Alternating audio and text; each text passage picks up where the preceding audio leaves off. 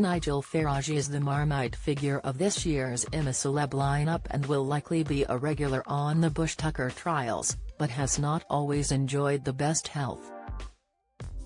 Some fans of the ITV reality show have criticized bosses for giving the right-wing politician airtime, saying they are boycotting the series, while those in favor of the Brexiteer have been upset over the sarcastic remarks made by hosts Ant and Dec. It is a similar picture to last year, when former Health Secretary Matt Hancock was welcomed to the jungle down under.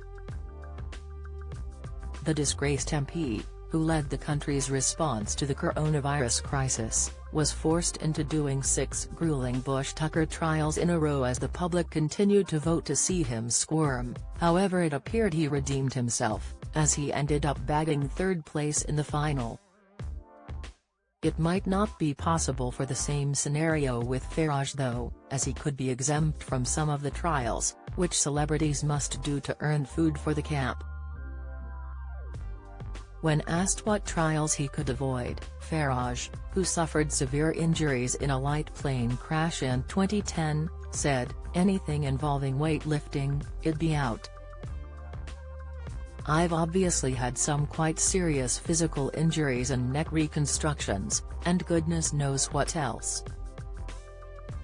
So they are fully aware that I'm a little bit damaged when it comes to bodily structure. But having said that, I can still do most things. I doubt any of the trials are actually going to kill me, although I don't think they'll all be a bag of fun. But look, I signed up for this. It's in for a penny in for a pound. So let's go." Farage suffered long-lasting injuries after an aeroplane he was flying, displaying a banner with the slogan "Vote for your country, vote UKIP," crashed on polling day for the general election in 2010. He managed to escape the wreckage but suffered from a punctured lung, 2 chipped vertebrae, several fractured ribs and a fractured sternum. Following the horror, a spokesperson said, "We've both had a miraculous escape. We are both very lucky to be alive. Has got 2 broken ribs, a small chip to his spine, and damage to his sternum."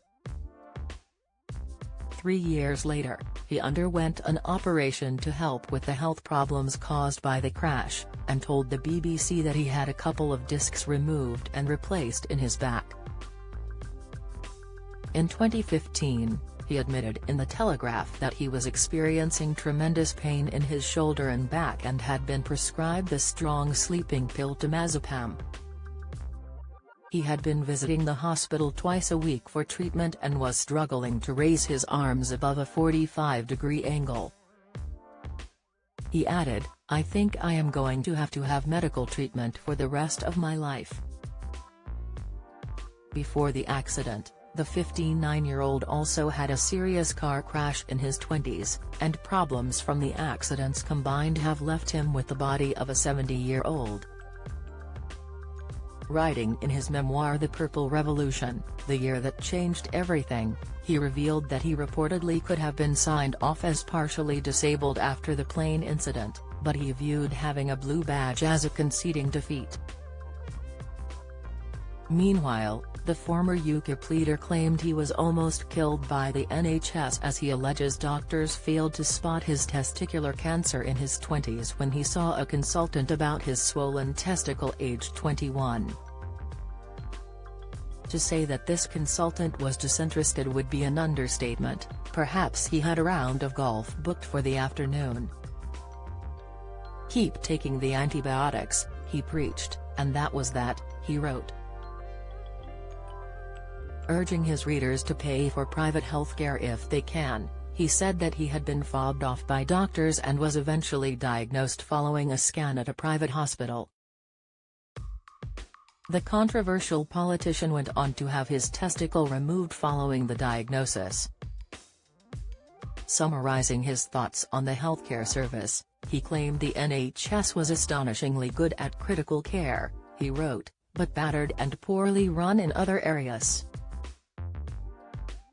He concluded, I have now had 3 near-death experiences: cancer, an accident and a plane crash, and I've seen the best and worst of the NHS. I am better qualified to criticize and defend our healthcare system than most politicians. When I had cancer, the incompetence and negligence of the NHS almost killed me, but it has also saved my life. I am certainly not taking any flack from gutless politicians who claim that I am no fan or supporter of the NHS. There are rumors that Farage, known to be a heavy smoker, is receiving preferential treatment and is being allowed to smoke away from the cameras. And like with Mr. Hancock, it looks as though Farage is using the show to try to relaunch his political career as a Tory after the next election.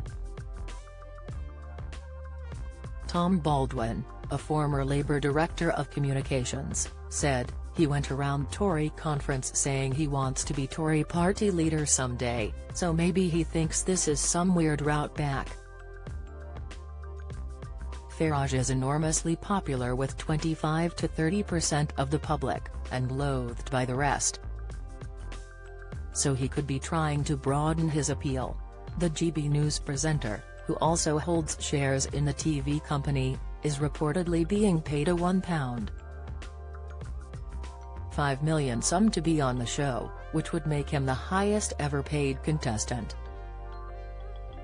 Follow Mirror Celebs on Snapchat, Instagram, Twitter, Facebook, YouTube and Threads.